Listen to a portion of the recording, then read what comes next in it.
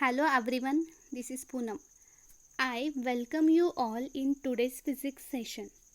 In this session, we are going to learn about the topic Archimedes principle. In previous class, we are discussed about buoyancy or buoyant force. So, buoyancy and buoyant force is related to Archimedes principle. I hope students आप सबने एक activity की होगी.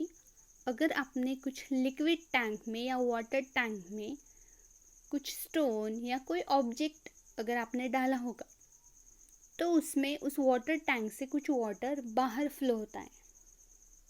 तो ये क्यों होता है? So this concept is related to Archimedes principle. So what is Archimedes principle? Let's start. But before study the Archimedes principle, we revise a buoyant force. क्या था buoyant force? अगर हमने इस लिक्विड टैंक में अगर ये ब्लॉक डाला है वुडन ब्लॉक, तो उसके ऊपर दो फोर्स अप्लाई होने वाले हैं. एक नीचे की तरफ से ग्रेविटी और ऊपर की तरफ buoyant फोर्स. अगर buoyant फोर्स और ग्रेविटी वाला फोर्स अगर इक्वल हुए तो क्या करेंगे? लिक्विड में सस्पेंड करेंगे या इधर से उधर मूव करेंगे. बट अगर बायोंट फोर्स और ग्रेविटी का फोर्स, बायोंट फोर्स ग्रेविटी के फोर्स से ज़्यादा हुआ, सेकेंड केस में देखिए इस ब्लॉक में ऊपर बायोंट फोर्स है और नीचे ग्रेविटी वाला फोर्स एक्ट होने वाला है. बट अगर बायोंट फोर्स ग्रेविटी के फोर्स से ज़्यादा हुआ तो ये ऑब्जेक्ट सिंक करेगा. और अगर बायोंट फोर्स ग्रेविटी के फोर्स से कम हुआ तो ऑब्जेक्ट फ्लोट करेगा. ये हम स्टडी कर चुके हैं. तो आर्किमिडीज प्रिंसिपल भी इससे कुछ ऐसे ही रिलेटेड है. आर्किमिडीज प्रिंसिपल में ही में भी बायोंट फोर्स ही एक्ट होता है. तो क्या है Archimedes principal?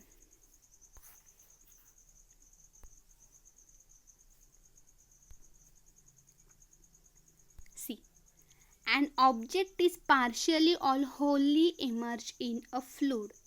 It's floated buoyant up by a force equal to the weight of the fluid displaced by the object. When an object is partially or wholly immersed in a fluid, अगर कोई object हम fluid में, fluid means flow, fluid means हम gas भी ले सकते हैं, liquid भी ले सकते हैं. अगर हमने कुछ ऑब्जेक्ट को फ्लूड में पार्शियली और होली इमर्ज किया तो क्या होता है? इस बायोंट अप, नीचे की तरफ से क्या होता है? बायोंट अप, वो ऊपर चलाता है. क्यों? Because of बायोंट force. उस पर अपवर्ड डायरेक्शन में बायोंट फोर्स एक्ट होता है by a force equal to. तो बायोंट फोर्स किससे इक्वल होता है? The weight of the fluid displaced by the object. वो बायोंट फोर्स ऑब्जेक्ट के वेट के इक्वल होता है जो लिक्विड डिस्प्लेस करने वाला है, फ्लूइड डिस्प्लेस करने वाला है. यानी कि अगर हमने इस टैंक में वाटर भरा हुआ फिल किया है, अगर हमने इस पर कोई ऑब्जेक्ट डाला है तो उस पर ग्रेविटी का फोर्स लगेगा डाउनवर्ड डायरेक्शन में और अपवर्ड डायरेक्शन में लगेगा बायोंट फोर्स. तो अगर हमने उस पर बॉल नीचे इंसर्ट किया तो कुछ लिक्विड बाहर फ्लो करेगा. तो जो बायोंट फोर्स है वो किससे इक्वल होगा? Weight of the liquid displace by the object. Object के वेट के इक्वल होगा buoyant force. So buoyancy of an object equals to weight of the water displace by object minus weight of the object. देखते हैं अब इसका example हम study करते हैं. What is a Archimedes principle, क्या है एक्चुअली, एग्जाम्पल के थ्रू स्टडी करते हैं.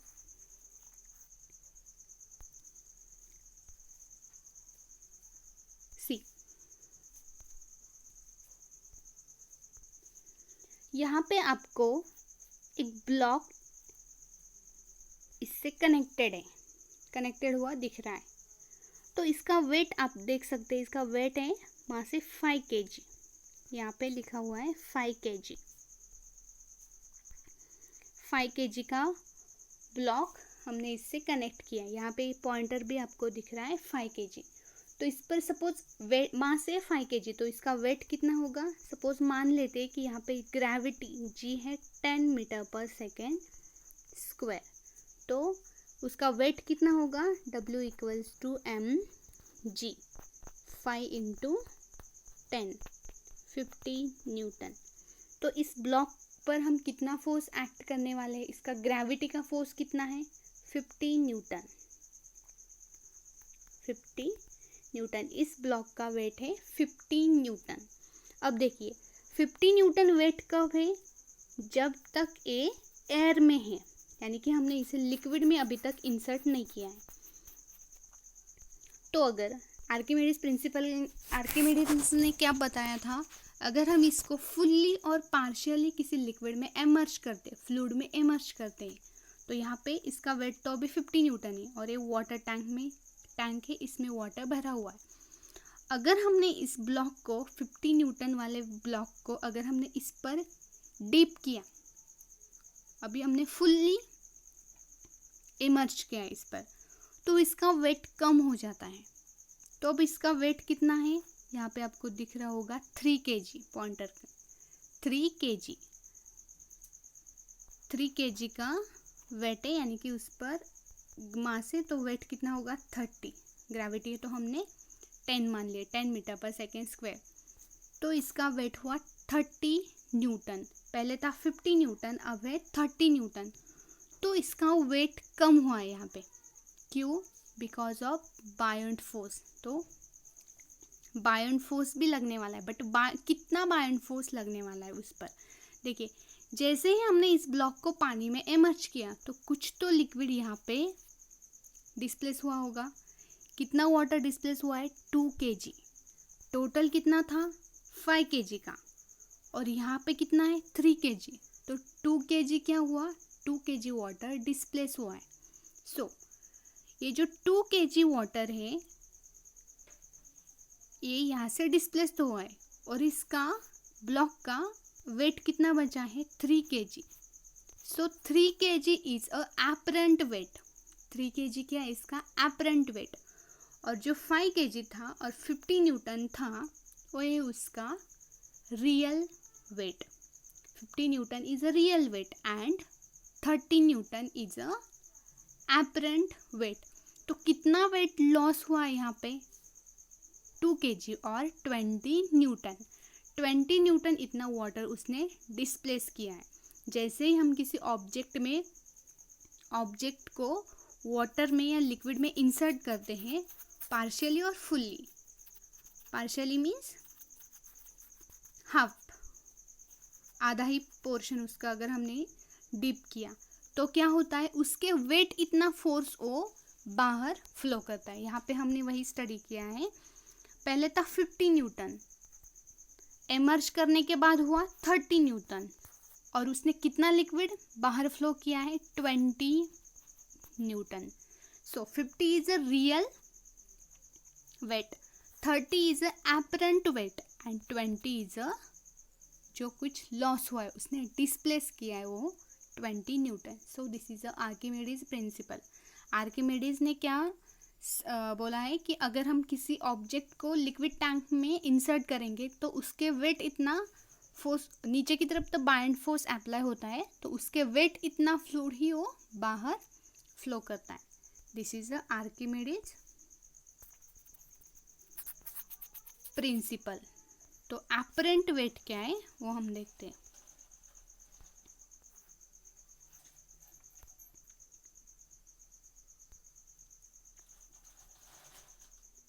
सी apparent weight.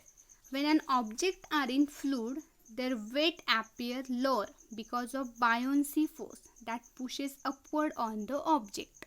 ऑब्जेक्ट क्या करता है? बायोंसी की वजह से बाहर पानी फ्लो करता है।